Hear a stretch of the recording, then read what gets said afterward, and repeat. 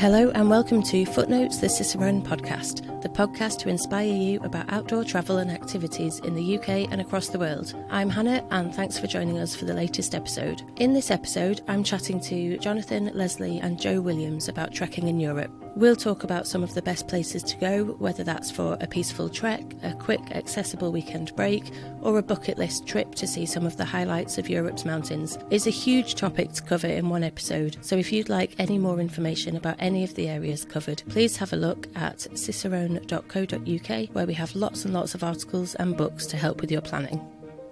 So massive thanks to Bob and Mike for sending in these questions that prompted the podcast.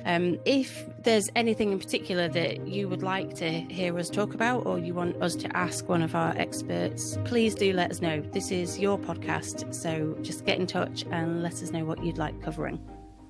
Between Jonathan, Lesley and Joe, they have probably walked around most of Europe and have all either contributed to or written guidebooks to walks and treks in Europe. I'm going to start by asking Jonathan, MD and publisher at Cicerone, how long-distance walking in the UK is different to long-distance walking in Europe, because actually there are some really critical differences between the two. Hi, Hannah. Where to begin? Let's start with the walking itself. In the UK, we have a footpath network and signed national trails, and that's usually true in Europe as well. Some of these things in Europe may be way more remote than they are in Britain. Often in Europe, it's mountain walking and high mountain walking rather than mid-mountain walking, which arguably is Scotland or the Lake District or something like that. And mountain walking brings its own set of issues as well for safety, for planning, for preparation and that sort of thing. But when you're getting into the mountains, of course, you have networks of mountain huts across Europe, and they provide accommodation and rest and respite, which we don't have in the UK. So, that's probably one of the big differences there. In the UK, you may be camping, you may be bed and breakfasting, or pubs or small hotels, something like that. In Europe, you may very well be between huts and gîtes, which are a much more communal experience, I would say. That's probably a good start point. We can make a long list of other things like language. Helps if you speak the language. The administration of the whole thing. If you're in the UK, you basically will know how to administer it. And if you're going abroad, then you've got things to think about and further planning to do. And, just how you do get through Paris from Gare du Nord to Gare du Lyon. So easily in time to meet a half-hour connection, that sort of thing. But I think that, there's a lot that's the same between the two as well. The act of putting one foot in another, the act of journeying through a landscape, seeing the wildlife, the flowers. As ever with these things, it's the people that make the difference. And, you can choose your country in Europe. In Spain, you have a relaxed attitude, but Spanish mountain walkers are pretty serious about it. The French are very committed to walking in their excellent trail network of GR routes and in their mountains. And, the Italian mountains they're absolutely stunning. If it's your first time, you'll be staggered. The Swiss have got all their things to go at. Germany, Austria, we've walked in a little bit less, but there's a tradition of mountain walking over there, sometimes in groups, but sometimes not, that is deeply embedded, perhaps even more so than it is over here. So every country has its own flavour and its own food as well. In Britain, we're pretty clear what we're likely to get in an evening and a bed and breakfast morning. If you're camping, you've probably bought it or carried it yourself. But the food in Italian huts is well worth the trip. Gillian Price is an honorary Italian for her focus on the food in her guidebooks. You can tell a Gillian Price guidebook because she waxes lyrical about the mountains and then waxes lyrical about the food almost as much. Yeah, I can get hungry on the last proofread. So on today's podcast, we are talking about trekking in Europe, but it's a big place. Where are the best hiking hotspots, Joe? Hi, Hannah. Yeah, you're right. It is a big place, and there's a lot of diversity in the kind of walking that you can do in Europe. Maybe let's think about a little bit of a tour. So we could start up in the north in Scandinavia, and we could think about using the Norwegian or Swedish huts. So we could do multi-day walking up in the Arctic. Pretty wild, lots of reindeer, that sort of thing. And then we could come down to Germany, go walking in the Black Forest. this huge area in southwestern Germany. A bit lower kind of level, nice rolling mountains. And then, of course, we can't talk about walking in Europe without thinking about the Alps. But the Alps are made up of so many different areas and many different countries. It's not just that we think Alps equals France or Chamonix. We've got the Dolomites, or we've got the Jura in northern Switzerland, or maybe over in the east in Slovenia with the great mountains of the Julian Alps. We can go all over the place. Then maybe we go to Spain for some Camino walking, or the same in Portugal, or some coastal walking in Portugal. It's funny, really, having a podcast about trekking in Europe, because it's like a 20-minute podcast and there's so many different things to talk about. It's quite hard to narrow it down. I mean, this is just sort of talking about mainland Spain, but then we can go to the islands and the Mediterranean. So Mallorca, absolutely fantastic place to go walking, whether it's mountains that you're into or slightly lower level and coastal walks. There's loads of places actually that I would never have even considered to go to for a walking holiday until I worked for Cicerone. And in my head, oh, Lanzarote, oh, that's like a young person's boozing holiday, and then I'd get the copy of the book on my desk and I'd be thinking, right, what have I got to say about Lanzarote? And I'd look through the pictures and I think, oh, actually it looks really nice. If you just, maybe some people like that stuff, but for me, if I just avoided this little strip of the beach there, and then there's loads of really amazing bits to explore. But again, you can take advantage of the really cheap flights and stuff to get out there. So it's a pretty good option. Yeah, that's true. But yeah, not just those Canary Islands, but they have the same issue. Think about Corfu. It's a big party island, but there's some brilliant stuff to do there. And Cyprus, yeah, absolutely. And the various other big Greek islands, like Naxos, for example. The walkings there is really interesting, and you've got a lot of history as well. Don't go in the summer, a bit too hot then. Well, actually, that's a good point, because within Europe, there are plenty of places that you can do skiing and snowshoeing and all of that type of winter stuff. But it's good that you mentioned snowshoeing, because I think we often think that the Alps, if you're not a skier, can be a bit out of bounds in the winter. But you could consider some snowshoeing in the Dolomites or something like that as an alternative to a day walking holiday. But actually, if you're looking for a warmer destination in the winter, places like the Canaries are really good for a decent winter sunshine walking holiday as well. Every single one of the Canary Islands has got a trekking route across it, multiple day walking routes. And we've now got a guidebook for trekking through all of the Canary Islands, haven't we? That's right, yeah, the GR131. It takes most of a month to go hopping across all of the islands, but you've got amazing diversity in there as well. The hot and slightly flatter islands of Lanzarote, and then through to the more mountainous ones like Gran Canaria. Yeah, I think that'd be a pretty fun hike to do. And the black sand volcanic landscapes are pretty cool in the Canaries. Yeah, definitely. There's some really interesting sort of features there, and some big mountains as well. Over 3,000 meters at the highest points. There you go. It's a good summary.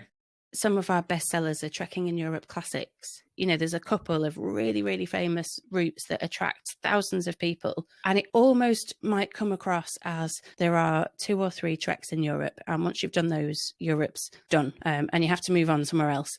Loads of people have heard of Chamonix-Zermatt and the Tour of Mont Blanc and the Dolomites, but there are also places that are much quieter and for some reason haven't attracted the limelight, which is often a good thing for walkers and trekkers. Can you give us an idea of some of those places, Joe? Yeah, well, let's not beat around the bush. Things like the Tour of Mont Blanc and the Haute Route are really, really good routes. They're popular for a reason. I mean, the Tour of Mont Blanc, for those that don't know, it's 100 miles. It takes 10 to 14 days to do. Goes through France, Italy, and Switzerland, and you've always got amazing, amazing views. You can't say that it's actually the best route in Europe, or the best trekking route in the Alps, it's very good, but there are dozens and dozens of other long distance trekking routes that can be just as fantastic. So I might point people towards something like the Tour of Mont Blanc, another international country to country route that goes in around the highest mountain in Switzerland, going over very high passes, over 3,000 meters at times. That's a good one if you found the Tour of Mont Blanc or the Haute Route a bit too easy. But then heading over to eastern Switzerland and Austria, there's the Silvretta and Rettikon mountain range, which is I can guarantee you that if you're a British person looking to go and do some walking in the Alps, you will not find another British person over there. You probably won't find anybody else walking in that area other than those people that are from eastern Switzerland or western Austria. It's a really, really gorgeous mountain range and very, very quiet. A bit more popular with French visitors would be the Vanoise. We've actually got a new edition of the trekking in the Vanoise guide that's going to be coming out later this year.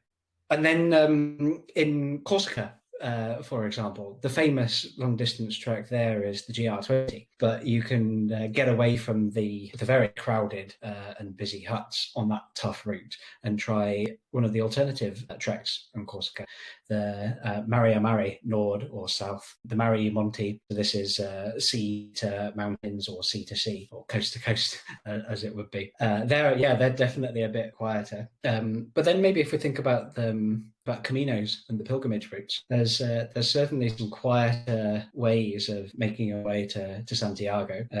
A few years ago, I walked the Camino Inglés, which is quite a short Camino. It's only 120 kilometers, but provided you're not walking that in the middle of the summer, it's pretty quiet as well. I guess it depends what you want as well, though. Like, I've never done a trek in Europe, and if I was going, I would want to make sure that there were loads of people around so that if I wasn't sure where I was going, I could follow people or ask questions. I'd be grateful of the infrastructure being there.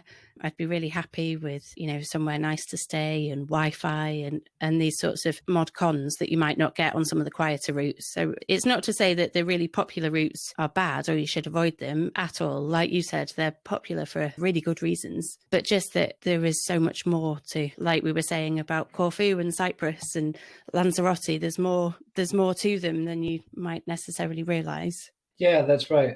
As you say, it depends on what you get out of your trekking holiday. But usually camaraderie and fellowship with other trekkers who are going through the same hard work as it can be day after day, going up and over mountains or walking 20 or 30 kilometers along flatter terrain. You share things with your fellow trekkers, and that's usually a very meaningful part of the experience, whether it's a popular route or a quieter one. Brilliant.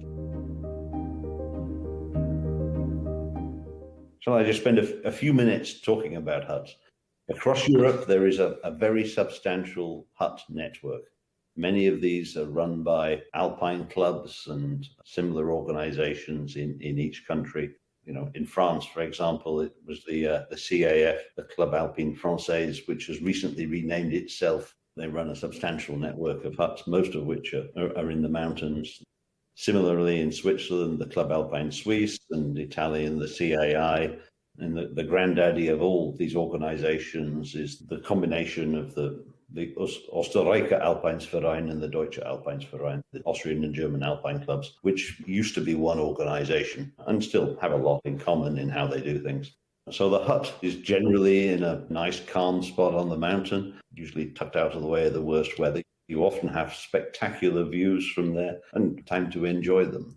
Sunset on the rocky limestone above you in the Dachstein is one that particularly springs to mind. Just as well we were past the age of film cameras by then, otherwise I'd have bankrupted myself. Sleeping accommodation varies radically. Old style, you'd be in a dormitory and, with a number of other people, often on a sort of sleeping rack with mattresses side by side.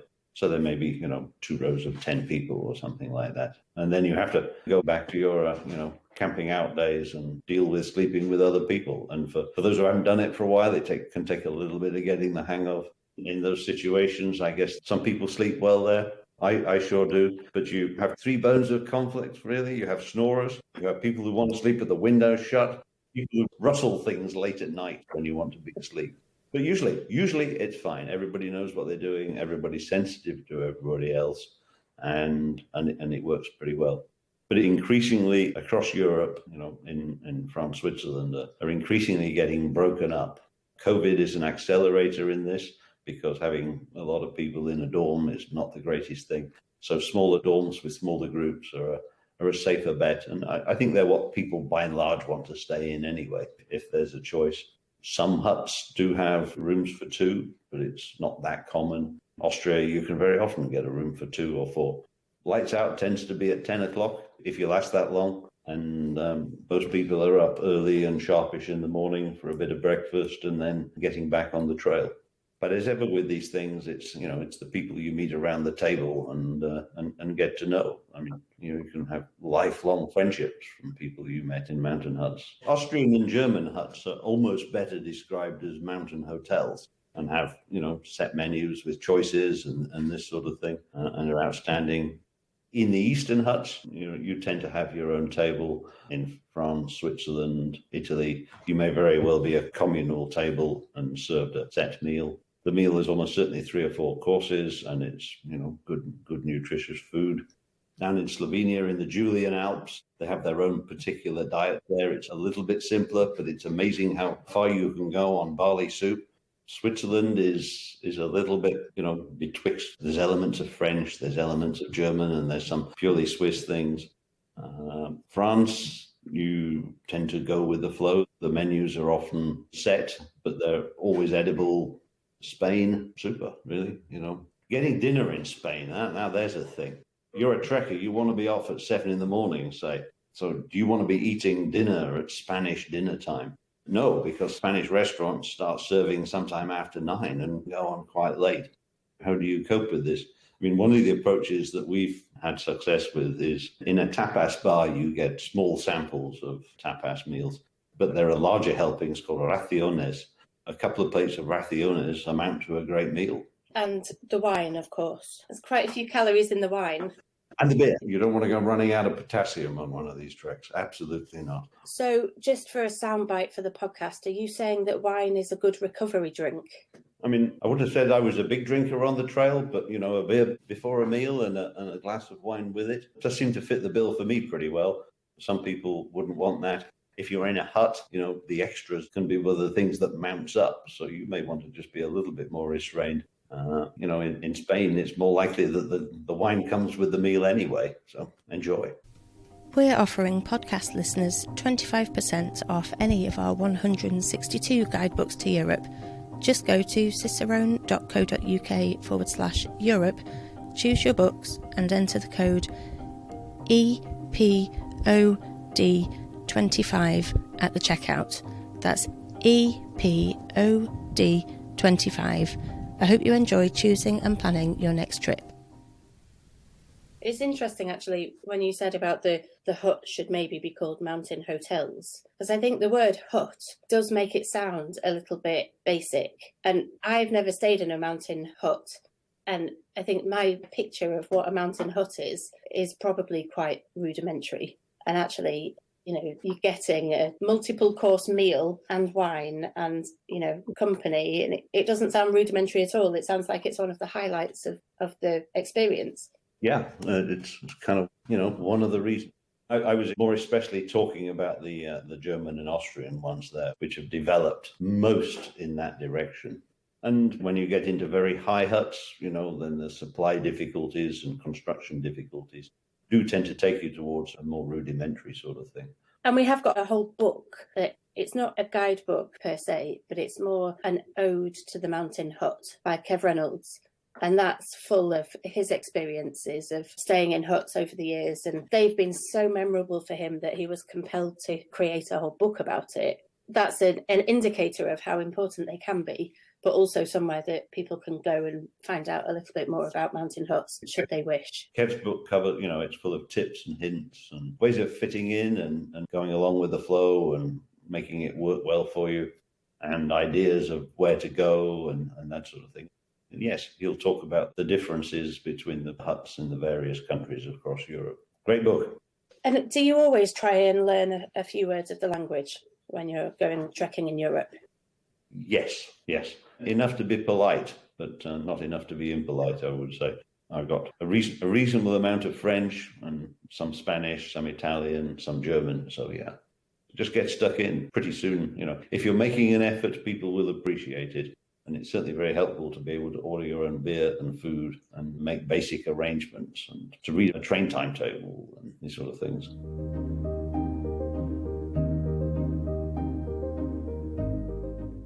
We've talked about the differences for long distance walking between Europe and the UK from a UK walker's perspective. What would you say to people who are used to trekking in Europe about the differences from coming over to the UK to do a long distance walk? So this is a European coming to England from Europe who's coming into Britain for the first time to experience it.